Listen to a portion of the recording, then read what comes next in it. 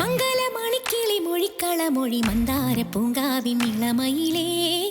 മംഗലമണിക്കിളി മൊഴിക്കളമൊഴി മന്ദാര പൂങ്കാവിൻ ഇളമയിലേ. മാറിലൊരു കുളിരായി മാറനവൻ വരവായി. മാറിലൊരു കുളിരായി മാറനവൻ വരവായി. കാതിലവൻ പുന്നാരമിന്നോതി മെയ്യോടും മെയ്യാവും മുഞ്ചേറും മധുവിധുനായി.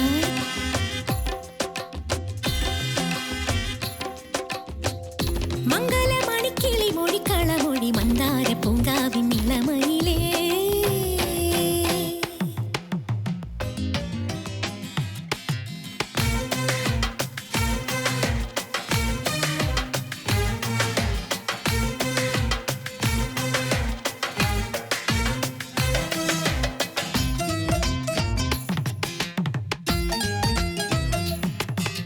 പുഞ്ചിരി പൂത്തു ചുണ്ടത്ത് വെൺതാരപ്പൂവാടി പോൽ.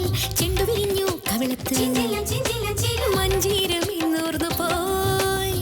അകവും പുറവും പുളകിതമായി കസവിൻ വിരികൾ ചുളിവണിയും.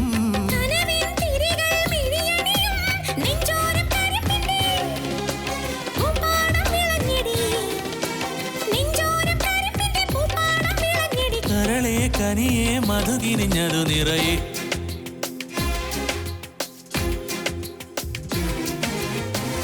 മംഗലമണിക്കിളി മൊഴിക്കളമൊഴി മന്ദാര പൂങ്കാവിൻ ഇളമയിലേ. മംഗലമണിക്കിളി മൊഴിക്കളമൊഴി മന്ദാര പൂങ്കാവിൻ ഇളമയിലേ.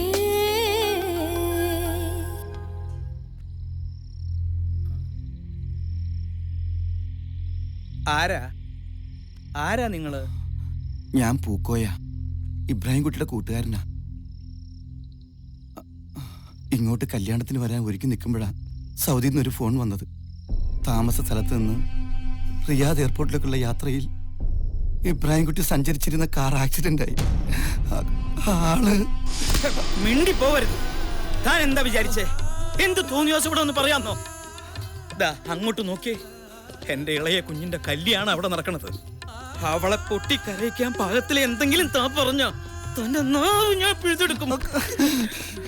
1.5 മണിക്കൂറെ ഞാൻ ഇട്ടിട്ടൊന്ന് നിൽക്കണു. ഒന്ന് പറയാൻ, ഒന്നറിയിക്കാൻ എനിക്ക് കഴിയുന്നില്ല. ഈ സന്തോഷത്തിന്റെ പൂത്തിരി കുത്തിക്കെടുത്താൻ നീ എന്നെ തന്നെ പറഞ്ഞു വിട്ടല്ലോടാ ഇബ്രാഹിം കുട്ടി. എന്നെ തന്നെ പറഞ്ഞു വിട്ടല്ലോ.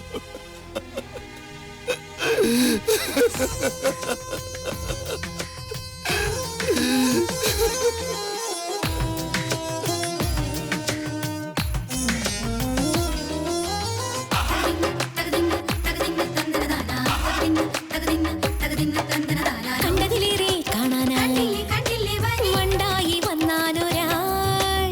മിണ്ടുകയില്ലേ കുയിലാളെ ചിഞ്ചോരി വായ്ത്താരികൾ. ഇരവും പകലും ഇടകലരും വിരലിൻ മുനയിൽ കലവിരിയും.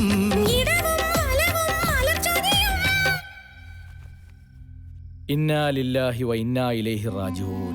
പടച്ച തമ്പുരാൻ മരണപ്പെട്ടവന്റെ ആഖിറവും ഖബറും വിശാലമാക്കി കൊടുക്കട്ടെ. ആമീൻ. ഇതിപ്പോ വല്ലാത്തൊരു അഗ്നിപരീക്ഷയായി പോയല്ലേ എന്റെ റബ്ബേ. പടച്ചോന്റെ വിധിയാ. എന്നാലും അദബിയായോടും കുട്ടികളോടും ഇതെങ്ങനെ പറയാ?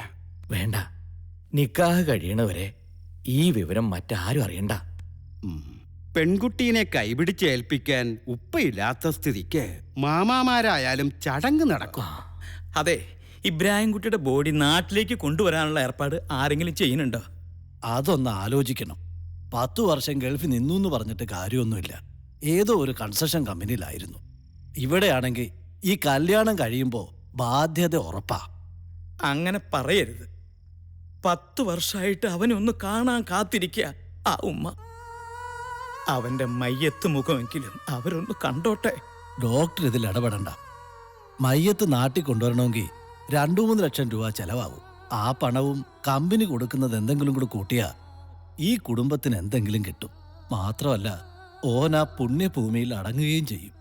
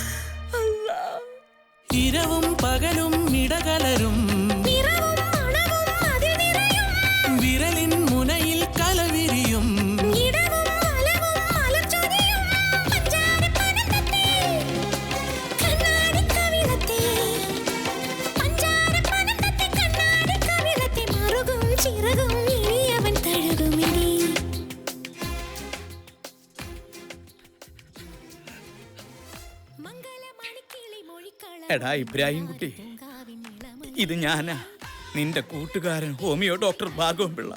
നിനക്ക് നല്ലൊരു വീട് വെച്ച് തരാം. നിന്റെ മക്കളെയൊക്കെ പൊന്നും പണവും കൊടുത്ത് കെട്ടിച്ചയക്കാം. പോരാത്തതിന് നല്ലൊരു ബാങ്ക് ബാലൻസും തരാം. നീ ഒന്ന് കെട്ടിത്തൂങ്ങി ചാകാമോ എന്ന് ആരെങ്കിലും ചോദിച്ചാ നീ ചെയ്യുമായിരുന്നോ? സത്യത്തിൽ അത് തന്നെയല്ലടാ നിനക്ക് സംഭവിച്ചത്.